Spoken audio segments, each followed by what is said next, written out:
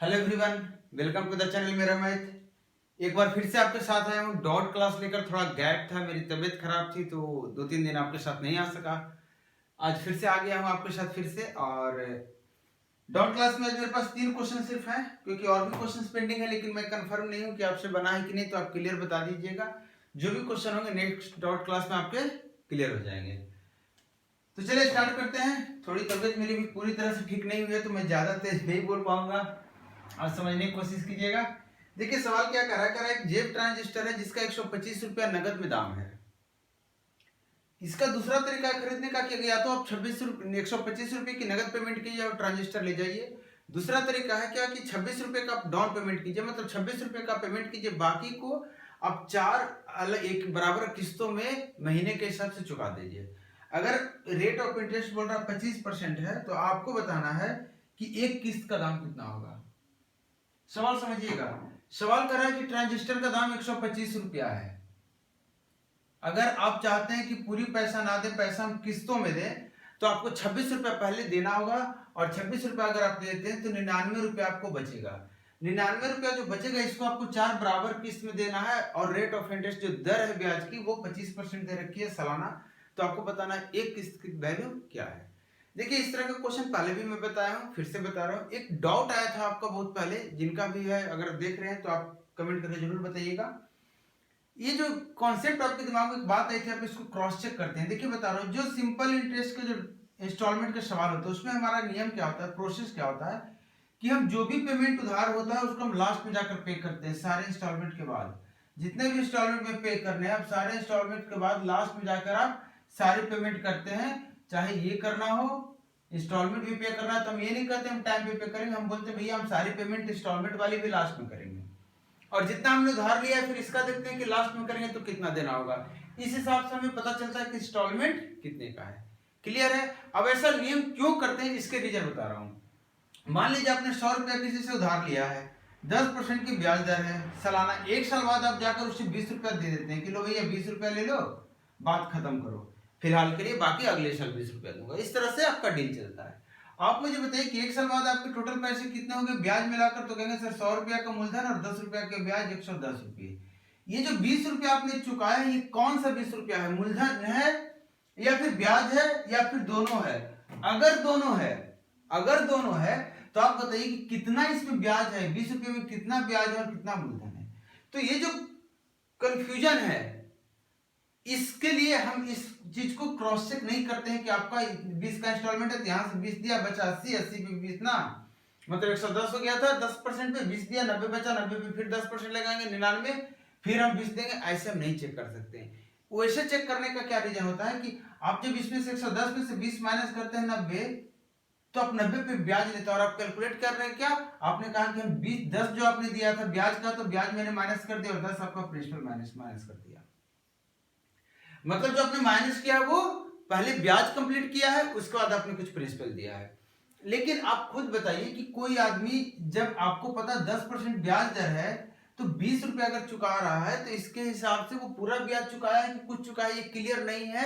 और ऐसा question clear करता नहीं है। अगर क्वेश्चन ऐसा क्लियर करेगा तो क्वेश्चन और कॉम्प्लिकेटेड हो जाएगा, बड़ा क्वेश्चन हो जाएगा। ठीक है, तो हम इसको क्रॉस चेक नहीं करते क्योंकि हमें पता नहीं था जो 90 रुपया बचा इसमें कुछ ब्याज भी है या सिर्फ मूलधन है। क्योंकि आप कैलकुलेट करेंगे इसको सिर्फ मूलधन मान के, मैं ब्याज मान के कैलकुलेट करूंगा और दोनों में आंसर गलत हो जाएंगे।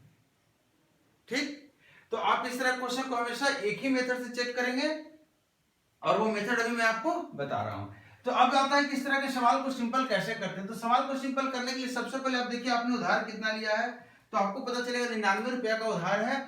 आप मुझे बताइए कि 25% के हिसाब से अगर 1 साल में आपको चुकाना होगा तो 25% का ब्याज चुकाएंगे साथ में। लेकिन अगर 4 महीने में चुकाना होगा तो 1 महीने का ब्याज 25/12 और 4 महीने का ब्याज इतना परसेंट, इतना रुपया आपको और चुकाना होगा। 99 रुपया पे इतना परसेंट ब्याज आपको और चुकाना होगा। और अगर इसके ब्याज का वैल्यू पता करेंगे तो आपको पता चलेगा, यहां से 0 कर दीजिए, 4 से 3 हो गया, 25 से 4 1/12 आ गया, और 33/12 कर दें इसको हम,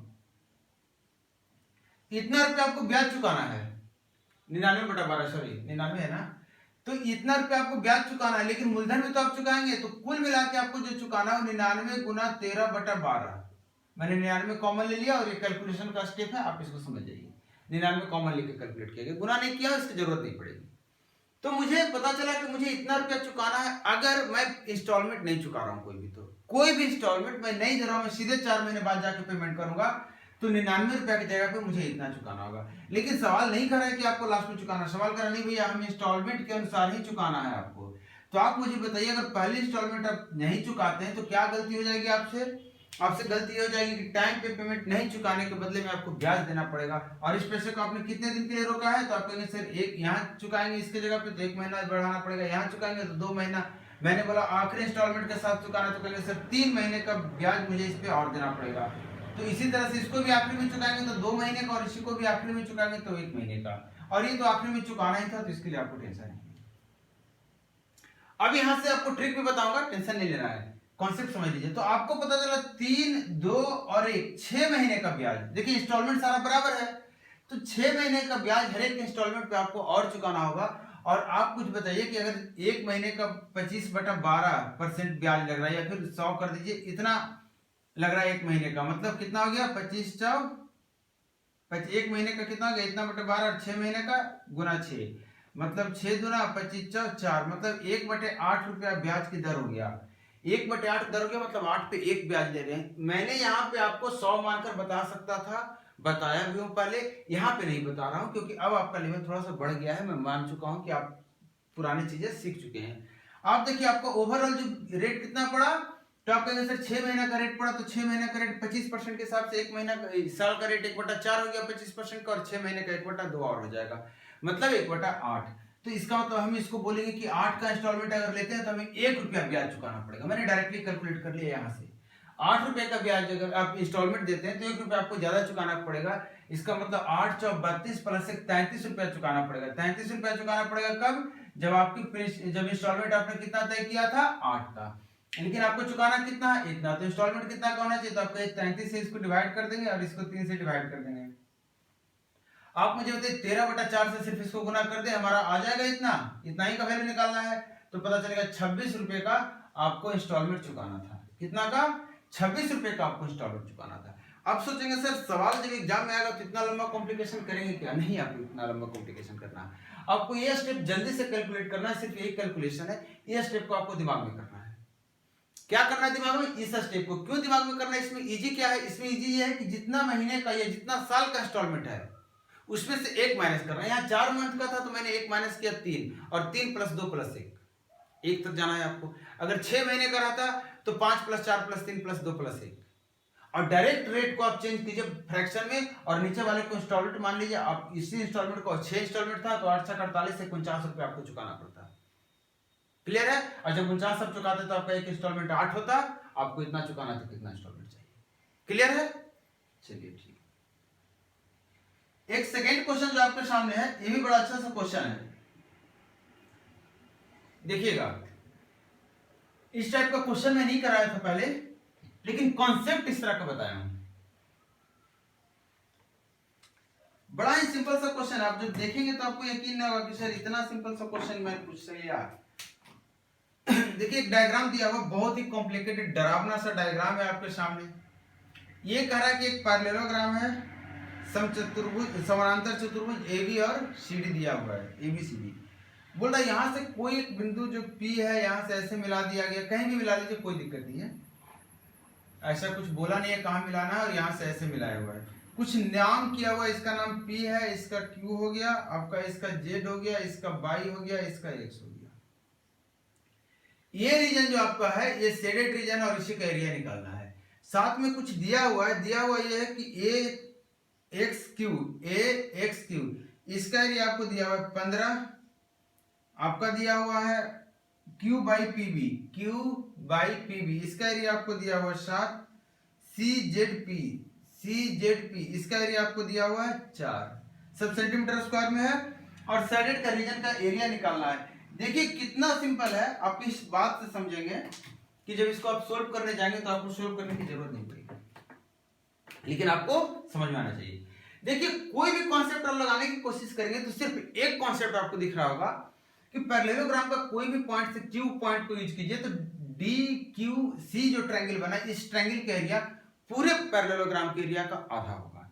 उसी तरह से अगर DPA की बात करेंगे तो इस ट्रायंगल का एरिया पूरे से आधा होगा, लेकिन यहाँ पे एक ट्रायंगल नहीं है, यहाँ पे बहुत सारे पार्ट बटे। तो इस तरह के क्वेश्चन में जहां पे आपको कॉम्प्लिकेशन दिख रहा है, एरिया की बात हो रही है, तो सबसे पहले आप सब एरिया को मान लीजिए। मैंने इसको ए माना, इसको बी, इसको सी, जो नहीं दिया हुआ है इसको डी, इसको ई मान लिया। यहां तक आपको क्लियर? अब मुझे बताइए कि आपको अभी बताया कि जो एक ट्रायंगल जो बन रहा है ये DQC, इसका एरिया क्या होगा? पूरे का आधा। पूरे मतलब समानांतर चतुर्भुज का आधा। दूसरी बात, अगर ये समानांतर चतुर्भुज का आधा एरिया है तो कितना है ये? तो कहेंगे सर C + D + E। ये एरिया अगर आधा है तो बचा हुआ वो भी तो आधा होगा। मतलब इस ट्रायंगल का एरिया और बाहरी बचा जो एरिया दोनों बराबर होगा, तो आप इसी को बराबर करेंगे तो आपको पता चलेगा A + 15 + 22 सॉरी 7 है ये, 7 + D + 4। इसी तरह से एक बार देखिए DPA को, तो DPA का एरिया आप क्या बोलेंगे? तो कहेंगे सर A + B + D। अच्छा, बचा जो क्या है वो आपका, तो कहेंगे ऊपर से C + 4 और नीचे आपको 15 + E + 7 है ना। अब आप ध्यान से अगर देखेंगे, कुछ नहीं करना, ध्यान से देखेंगे तो आप देखेंगे कि हमें निकालना है B, तो इन दोनों इक्वेशन को ऐड करें, सब्ट्रैक्ट करें, ज्यादा कुछ नहीं सोचना है, ऑटोमेटिकली जो फालतू चीज यहाँ पे वो निकल जाएगा। तो आप देखिए कि ऐड करना है, तो ऐड करेंगे तो देखिए यहाँ C कैंसिल आउट। आप देखिए यहाँ E cancel out, opposite side वाले कैंसिल आउट हो जाएंगे माइनस होकर। आप देखिए यहाँ A कैंसिल आउट, यहाँ D कैंसिल आउट, 2B की वैल्यू आ गई इतना।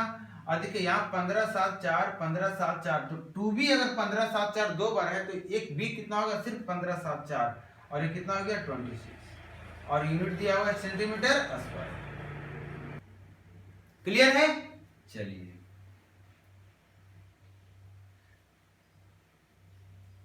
देखिए क्वेश्चन नंबर 3।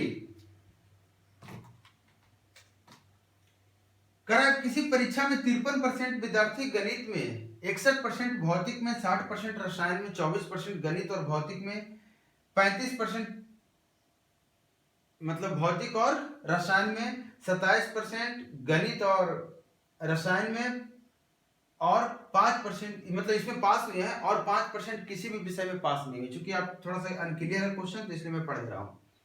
फिर बोल रहा है गणित और रसायन में पास किंतु भौतिक में फेल। अब इस क्वेश्चन को अपने तरीके से इंफॉर्मेशन में लिख रहा हूं ताकि आपको क्लियर हो। मैथ की बात कर रहा है और केमिस्ट्री की बात कर रहा है, इसमें पास लेकिन गणित में फेल। किसमें? सॉरी, मैथ केमिस्ट्री हो गया, भौतिक में फेल मतलब फिजिक्स में फेल। इसका रेशियो आपसे पूछ रहा है किसके साथ? तो बोल रहा है कि फिजिक्स और केमिस्ट्री का बोल रहा है पास, एंड लगा हुआ है, और है ये हिंदी का और है, इंग्लिश का एंड है, और ए प्लस सिंबल है। और गणित में फेल मतलब मैथ में फेल। आपसे ये सवाल कर रहा है कि मैथ और केमिस्ट्री में पास और फिजिक्स में फेल का रेशियो निकालना है। फिजिक्स केमिस्ट्री में पास प्लस मैथ में फेल का इंफॉर्मेशन जो दे रखी है, मैं आपको थोड़ा सा इसी पे ले चल रहा हूँ, वेन डायग्राम पे, क्योंकि वेन डायग्राम से चीजें बहुत आसान से क्लियर हो जाएगी आपको। इस तरीके से फिजिक्स केमिस्ट्री मैथ 3 सब्जेक्ट है, तो मैंने 3 बना लिया। ये फिजिक्स हो गया, एक केमिस्ट्री हो गया, ये मैथ हो गया। सवाल कर रहा है कि 53% गणित में, 53% गणित में बोल रहा है, परसेंटेज में नहीं लिख रहा हूँ, सिर्फ 53 लिख रहा हूँ। 61% भौतिक में, फिजिक्स में 61%, और केमिस्ट्री की बात कर रहा है, रसायन में 24%, नहीं रसायन में 60% है। अब बोल रहा है कि 24% गणित और भौतिक में। आप मुझे बताइए, गणित और भौतिक ये है, मतलब यहां से यहां 24 है, बीच वाले के बारे में कोई इंफॉर्मेशन नहीं दिया, तो हम क्या कर रहे हैं, बीच वाले को मान ले रहे हैं अपने मन से कि बीच में चलिए x था, जो तीनों सब्जेक्ट में पास हुए वो x है। अब मुझे बताइए कि अगर गणित और भौतिक में 24% है, गणित और भौतिक में 24% है, तो ये एरिया कितना होगा? तो आप कहेंगे सर 24 में से x घटा दे रहे, क्योंकि 24 तो पूरा हो गया, तो इतना हो गया। फिर बोल रहा है कि 35% फिजिक्स केमिस्ट्री की बात कर रहा है, फिजिक्स और केमिस्ट्री में 35, ये पूरा 35 का एरिया है। ये पूरा एरिया अगर 35 का है तो ये ऊपर का एरिया कितने का होगा? तो आप कहेंगे सर 35 - 6। कोई भी कंफ्यूजन होगा कमेंट करके जरूर बताइएगा। फिर बोल रहा है फिजिक्स केमिस्ट्री 27%, मैथ और केमिस्ट्री, मैथ और केमिस्ट्री में 27%, मतलब ये एरिया हो गया 27 - 6। और बोल रहा है कि ये सब पास वाले हैं, 5% जो है वो किसी में पास नहीं है। मतलब टोटल स्टूडेंट्स कितने होते हैं 100%, 5% किसी में पास नहीं किए हैं। मतलब ये पूरा जो डेटा निकल कर आया है ये कितना है, सिर्फ 95% स्टूडेंट के बारे में कहानी कह रहा है, क्योंकि हम सिर्फ पास की कहानी लिए हैं। अब मुझे बताइए कि अगर 35 यहाँ है, x यहाँ है, 27 यहाँ, तो यहाँ कितना होगा? तो 35 और 27 कितना हो जाता है 62। x और x कैंसिल और -x, तो 2 माइनस और प्लस x, टोटल ये मिलकर कितना होना चाहिए 60 होना चाहिए। यहाँ पे टोटल मिलकर कितना होना चाहिए 53। 27 और 24 कितना हो जाता है 51। 2 और चाहिए तो 2 ले लेते हैं और एक एक्स्ट्रा -x से प्लस कर देते हैं। यहाँ पे 24 और 35 कितना 59। 2 और चाहिए और एक x चाहिए। आपको x निकालना है, तो x निकालने के लिए आपको करना क्या, आप चाहे तो यहाँ पे वैल्यू आगे पुट कर सकते हैं, लेकिन उसके पहले x निकालिए। आप मुझे बताइए कि यहां से अगर मैं बात कर रहा हूं ये पूरा, तो कितना है 61%। डायरेक्टली यहां से मैंने ले लिया ये पूरा। अब बचा यहाँ माइनस ये और ये सबको ऐड किया, तो यहाँ 2 से 2 माइनस खत्म हो गया, x से x माइनस खत्म हो गया, कितना बचा 27 और कितना बचा x, और ये कितना होना चाहिए 95। अब देख लीजिए कितना हो गया 87, माइनस कर देंगे तो x की वैल्यू कितना आ गया 8%। 88 हो गया, ये 7% आ गया। आपसे सवाल क्या कर रहा था कि मैथ और केमिस्ट्री दोनों में पास लेकिन फिजिक्स में फेल। तो फिजिक्स में फेल मतलब फिजिक्स में होना ही नहीं चाहिए। आप मुझे बताइए दोनों में पास कौन है, तो सिर्फ ये 27 माइनस x है। मतलब कितना 27 माइनस 7, क्योंकि x 7 आया है। आपसे बोल रहा फिजिक्स केमिस्ट्री में पास लेकिन मैथ में फेल। तो फिजिक्स और केमिस्ट्री में पास कौन सा एरिया है, ये सेक्शन पूरा है, लेकिन मैथ में फेल बोल रहा है। मतलब मैथ वाला सेक्शन जो ये साथ में आ गया है ये नहीं लेंगे। मतलब 35 माइनस 6, आपको 35 माइनस 7 आपको यही निकालना था। आपको आप ऊपर कितना हो गया 20, नीचे हो गया 28, 4 से काट दीजिए और 5 और 7 का रेशियो आ गया। क्लियर है? कमेंट करके बताइएगा। ये 3 क्वेश्चन थे, थोड़ा मैं स्लो चला था, आप देख रहे होंगे थोड़ा सा अभी भी मतलब काम करने के लिए शरीर अभी फिट नहीं है, लेकिन काम करना है। आपके एग्जाम सामने है, कुछ लोग के एग्जाम हो चुके हैं, कुछ लोग के एग्जाम चल रहे हैं। तो देखिए ये जो क्वेश्चन है 3 क्वेश्चन, आप कमेंट करके में बताइए कैसा लगा सॉल्यूशन, एक्सप्लेनेशन अच्छा लग रहा है, समझ में आ रही है बातें, तो आप वीडियो को और लोगों तक शेयर कीजिए और सब्सक्राइब कीजिए चैनल को अगर सब्सक्राइब नहीं किया तो। क्वेश्चन भेजते रहिए, मिलता हूं नेक्स्ट क्लास में। Thank you.